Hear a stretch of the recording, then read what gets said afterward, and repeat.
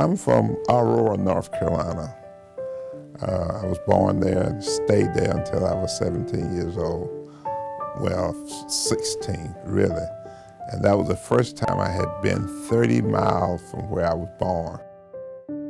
It was 14 of us. There were 11 kids. And my granddad lived with us. He was born in slavery.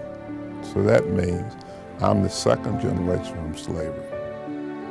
But all of us have always been pretty much self-employed, okay? We was farmers, so we worked. And Dad and Mama set an example for us. They pushed us to empower ourselves. They wanted us to be self-sufficient. They wanted us to make our own job, and most of us have made their own job. So that's how Mom and Dad was always pushing us, encouraged us, and we had great parents. Dad only went first, fifth grade, but he enjoyed learning.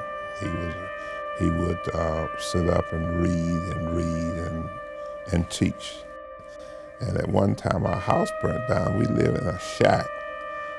There were 3 girls, they slept in the same bed. And there was 2 other beds and all the boys slept in there. We went to school, we came and changed clothes and worked until the sun went down that we couldn't see. From can't see to can't see. We had a time, but my parents believed in education, and Mama wanted us to have a good schooling, and she kept insisting. But we didn't go to school every day. We went to school when it rained. Those are the days but when we went to school, we studied hard. And so I tell everybody that had finished high school, they had more schooling than I did when I finished college. I was labor mental retarded. They told my mother, Clara, that I would not be anybody. My vocabulary was limited, and I would stutter, and I was very shy. Mama said to me, she said, Joe, I know you're slow. The teacher know you're slow. The friends know you're slow. You know you're slow. But that's all right. I believe slow people can rule the world, because when a slow one get it, they got it. I was not a good student. I could have been. My sister was top in class, Martha. We was in the same grade together because I had flunked out and I hadn't did very well. But one day, the thing that really got me going was a smart boy took my girlfriend away from me.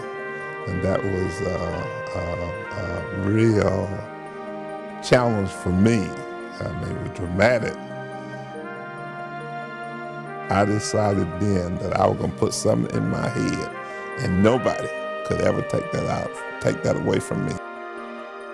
When you're determined, nothing stops you. You can't be stopped. And after I lost my girlfriend, I changed my life around. My brother was already doing well. I was considered the black sheep of the family. And so I was there. And it was hard for me in school because I didn't do very much in the basic schools until I got into the 10th grade. I went all the way back to first grade books and I studied. I read, I had dictionary. I looked up for every word. I looked for I, am, cat, dog, anything. I looked it up. So I was in the habit of looking up everything. And that was a plus for me. And I became a pretty good student.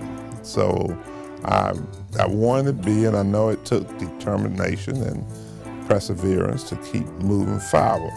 And that's what I did. I started selling manufacturing products because Mr. Fuller, the company I was working with, was not able to give me enough products to sell. So I was in North Carolina. At that time I moved from New York to North Carolina. So he taught me, he showed me how to make products. Mr. Fuller, my boss, and said, you can do it, I'll show you. And that's the kind of guy he was. So I went to the library and found formulations, and with the formulas I found, I worked with them, and I started in my kitchen making products. And I made enough. I had recruited about 400 people to sell my products. I made products by night and sold it by day. I learned that anything you want at that time was in the library. I guess it still is.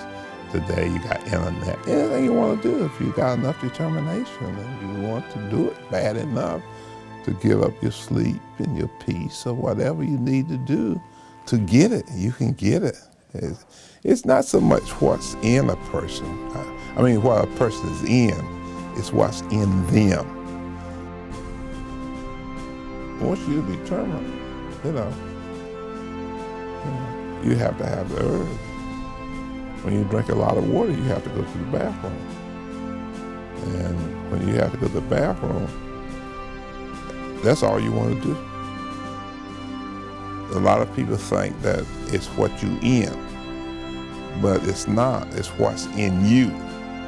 And that's what it was in me to find a vehicle. 11 kids, and all of us finished college. 5 of us finished college at A&T, and the rest of them from other schools. But that was our education. Take what you have and make what you want out of it. Information to make you be a great achiever comes from God. Blessed is the man that walketh not in the counsel of the ungodly, nor sitteth in the seat of the scoffer. Every disadvantage, there's a seed of equivalent advantage. You look for it.